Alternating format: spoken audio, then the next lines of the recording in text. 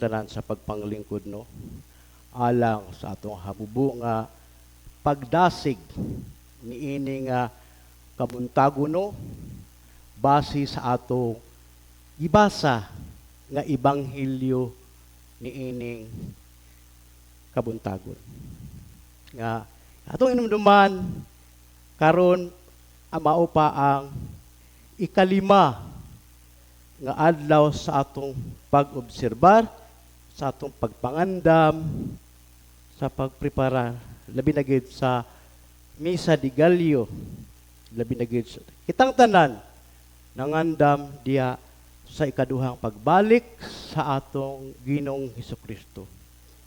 Unang giingon nga ang iyang kadong pagbalik sama sa usa ka kawatan nga moabot lang pero wala kita masayod mismo kuno ang mga anghel wala mahibalo kundili ang amahan lang kanang usaan niya ipadala sa sakto ug tukmang panahon ang iyang anak. Palihog ko og ingon sa imong tapad nalipay ko kay naa ka.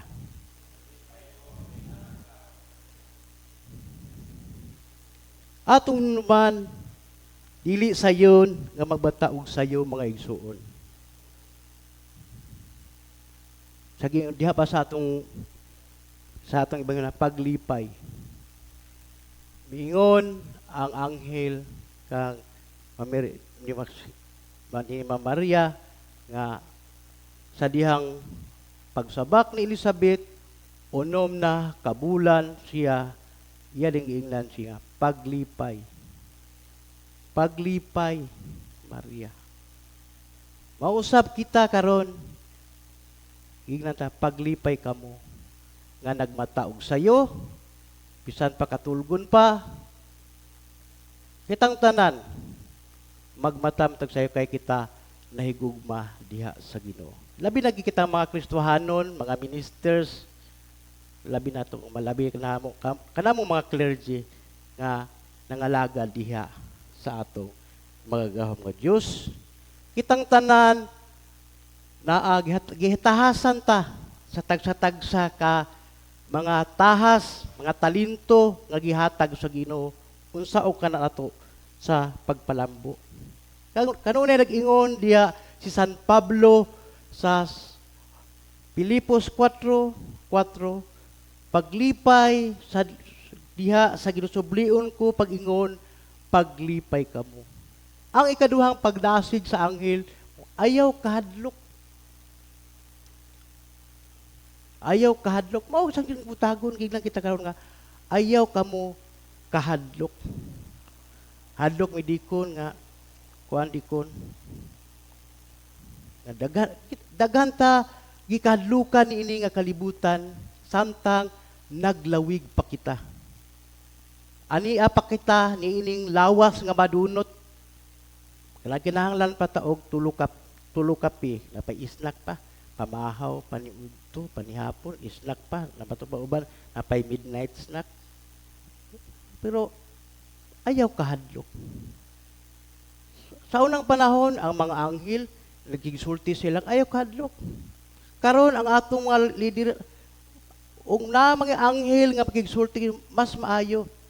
Labi lagi ka nato makatawan sa Dios nga ang atong mga leader mingon paglipay. Kay bisya kung paglipay na mo bisya pader nga wala may handa kung 24 sa gabi. Lisod mi makalipay. Ay kadlok. Salamat sa Ginoo, salamat sa Dios kung naanghel mensahe mo kung karon ang ato na mga lideri sa simbahan atong obispo. Mo na gigpadala sa ang mo magtighatag mensahe nato, tigpamaba nga to nato. Paglipay, ayaw ka mo kahadlok. Uli atong obispo, atong mga pare. So say, nakapokus mata sa sitwasyon sa kinabuhi, good. Ang usa makabanda ka na mga anak, wala yung anak, di so, di kaya pagbata, ligid na ta. Kita na to sa itong ibanghilyo nga, klaro kayo nga, dagang kay mga, mo response si Maria nga, usa yung pagkahimudan ni. Ayaw lagi, ayaw. Murag sundalo ang kasulti pa lang ang murag sundalo ba nga be first before you complain. Obedient. Kitang tanan. Gidasig kita nga obedient ta. Obedient ta ni ining 90s nga kaadlaw sa atong paghalad sa itong kinabuhi diya sa itong makagahom nga Diyos. Hindi ka humanda ni, magmainiton ta, magbanasigon ta, madomingo, may Miyerkules, ilabi lagi ka na itong mga ministers matag Sabado. Ang mo nagikingnan sa Ginoo nga, paingon itong obispo nga, on time din ta. Atong isgutan nga ang panagna sa kinabuhi sa itong Jesu Kristo. Atong balikon ang San Lucas Kapitulo 1, versikulo 33 nga nag-ingon. Mahimo siyang hari sa makaliwat ni Jacob hangtod sa kahangturan ug dili gayud matapos ang iyang gingharian. Munang panagna sa kuana. Diha pod sa Salmo Kapitulo 89, versikulo 3 ngadto sa 4. Miingon ka, naghimo akog kasabutan uban sa tao nga akong gipili. Si David akong sulugoon, akong gisaaran, himuon kong maghari, kanunay ang imong kaliwat, o patunahayon ko ang imong trono hangtod sa kangturan.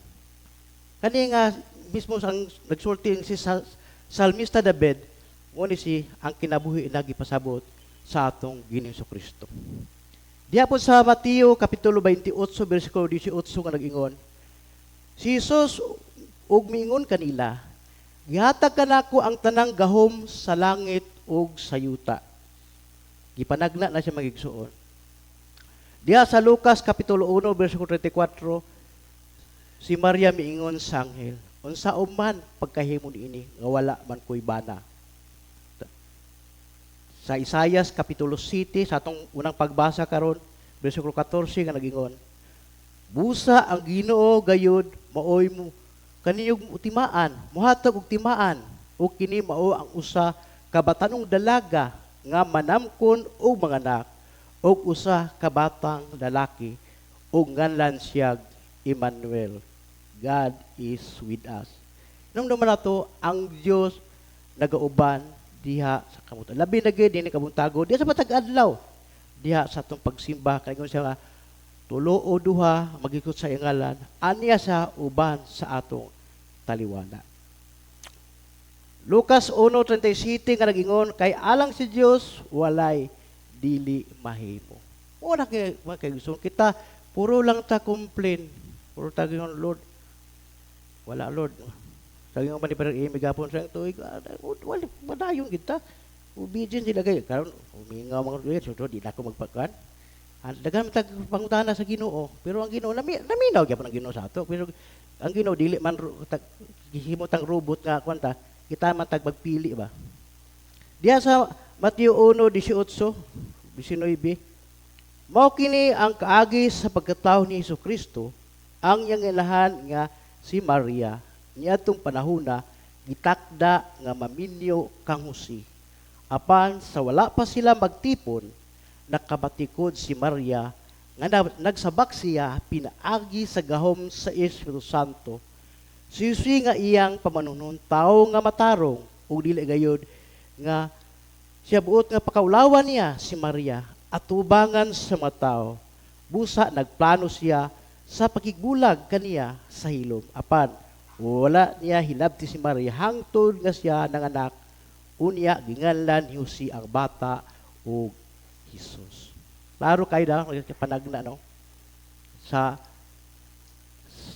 kapanahunan sa atong mga early fathers, no?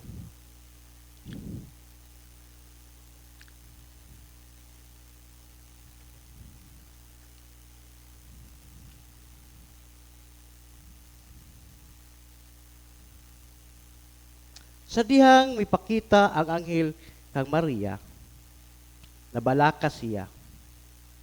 Natural ra kana kay dili sayon sabton ang plano sa Dios.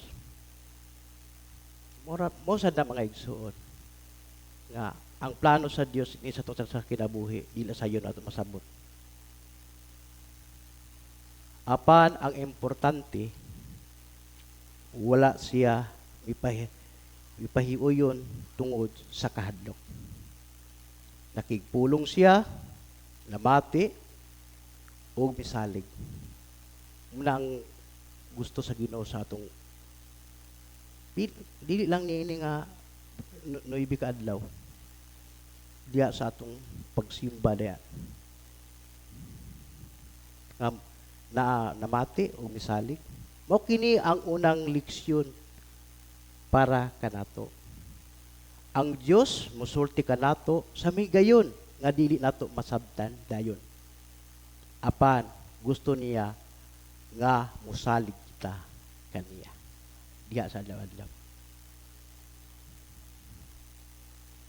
Ang makaguba sa pagsalig sa Dios mao ang kaning daghang tayong mga hagit ba, mga challenges sa kinabuhi diya sa tong journey na paglawig, no? Sayon kayo nga musalig ta Ginoo, pero pag naanagay sitwasyon, goodbye Ginoo. Na kanta di labi na kayo na pamilyado ka, na kayo mga naalala mo ang pagsalig tanan, na kayo mga pag-eskwela sa mga natanang salig lang ito sa Ginoo gyud. Sa dihang mipaki ang pinaka hinungdanon pulong ni Maria mao kini. Aniya ang ulipon sa Ginoo. Matumaunta kanako sumala sa imong pulong. Kini nga tubag nagpakita sa hingpit nga pagtugyan sa kulingon sa Dios. Wala siya mangutana kung unsa ang iyang makuha. Ana sadta diya sa atong pagsimba, sa atong pag-alagad. Lord, kung mga lagad na ko nimo, unsa may akong makuha, mapupo, maharbis diya sa imong harian. Kanunay giingon na sa atong bispo nga ang unsa ang kinabuhi dito sa langit ato namang puyan ni. Panglangitay na niting sa atong bispo. Kita sige sigurista man ta, Lord, sa mga lagad ko, Lord. Suplayan ko nimo, Lord. Ana ba? Murag ana ba? Sa may akong makuha. Apan andam siya mutuman bisan pa og lisod. Unang gusto sa Ginoo nga mudugo ta ba? Bis di ko mumatak og sayo, matak og sayo kay nahigugma ko sa Ginoo. Unahon ako niya. Akong matag adlaw kung mahimo dili ko mumis, akong dawaton ang iyang lawas ug dugo matag adlaw. Ayha din ko mukaon sa nga physical material nga pagkaon. Mga igsuon, gipungtana usab kita sa Dios matag adlaw diha sa atong tagsa-tagsa ka pamilya. Sa mga estudyante sa atong eskwelahan, sa atong community, komunidad nga mutubag sa tawag sa paghigugma. O yan ko katuyuan sa Dios. Paghigugma, pag-alagad, o pagtuo. Pagtuo na tulo ka dila, nakita na nato na ang tulo ka dila ang idigutan. Sama kang Maria, dili kinahanglan nga perpekto ta. Take note. Uban may wali. Ayan ako mga lagal kanong anak ko sala, na perfecto kanong sa pagka perfect. May perfecto pero kala naman dili man perfecto. Dili kinahanglan nga perpekto ta, ayan ta mga lagal. Basta andam ta nga musulti og oo sa Dios. Una diha sa atong diya sa matag adlaw, sa atong paglawig, sa atong journey. Hinaot nga ang ihimplo, nga mahimo unta tang ihimplo sama ni Mama Mary, ni Maria. Magdasig ka nato nga musalig sa Dios uban bisan sa kahadlok ug kalibog. Og mutuman sa iyang kabuton kay kung mutubag kita sama kang Maria, ang Dios makahimo og dagkong butang sa atong kinabuhi. Di mo day ang yabi day mga igsoon. Dili taguna-una nga ayha nako mga lagad kung kuan ako atong paglispan di nga dili ta perpekto pero andam ta mo mutahan o alagad Kung kitang tanan, dagang kita excuses nga. Kuan ra ako, manilihigay ra ko sa CR di ko. Anak sis. Kanang mangilyo sa CR ito. Lisod kayo, magkataw mo kumita na kay hugaw, makita ka sa imong silingan, labi na kay imong silingan, nga arang-arangan bitaw. Ikaluoy besa ko ni naghinlo sa CR. Sa tao, sa mata sa tao, luoy kay ka, pero sa mata sa Ginoo gibuhat mo na sa kinising-kasing. Dako pakagbalay do sa ikuan, sa langit. Uto sa dili. Kitang tanan. Wala makatawag sa dance ministers, sa kulait, sa asiring, sa banda, multimedia. CR. Tungkanan. Atong nakita naman ito maigsoon nga paglaom, pagtuo, kalipay, ugmang adlaw manosad ang ugmang Domingo, unyang kadlawon kadagkutan ang kandila sa gugma. O ang puti nga karon sa Miyerkules maong kandila sa Christ the King. Muni ang muhaling kanato unta aron magkalayo sa pagsimba o pag-alagal sa Dios. Mo atong isusumbanan nga mga kanila natay paglaom, pagtuo kay dayon mo sa kadong Korinto 4:8 nga wala kami magkinabuhi sa makita kundi kinabuhi kami sa dili makita. Ang atong paglaom maunta muhatod dito sa pagtuo. Do na kay tag paglaom, pagtuo mao na atong watod ang kalipay. Kita mukalayo sa Ginoo mga igsoon. Ang kinahanglan diha sa gingirian sa Dios mao ang balik ipunta sa obedience masinugtanon. Sayon litukon, sultihon, pero lisod buhaton. Mato pa, lip service na nato na. Ang makabungkag sa obedience mao ang garbo. Garbo. Kanuna gingon sa atong obispo nga makapobre-pobre ang tao, naagi na dili gina mawala ang garbo sa tao. Obedience man ta, mingon ang atong leader nga mag-amo ta. Obedience man, hatag ta. Labi na gyud nining umaabot ta sa 2026 na mao ra gyapon atong contribution. Amo ta, obedience man. Mo ikaw sa Ginoo, obedience ta sa atong mga leader, pinagi sa atong paghalam. Amot. Kita kay hatag ta. Isa digalyo, napay kay the king. Kinahanglan ang yabi nining tanan mga igsoon mao ang kung kita nahigugma diha sa atong magahom nga Dios, andam kita muhatag sa atong talento, muhatag sa atong mga kuansad, atong mga salapianong nga bahin diha sa iyang gingharian. Mao na tong ebanghelyo kihang ang tanan sa pagpanindog.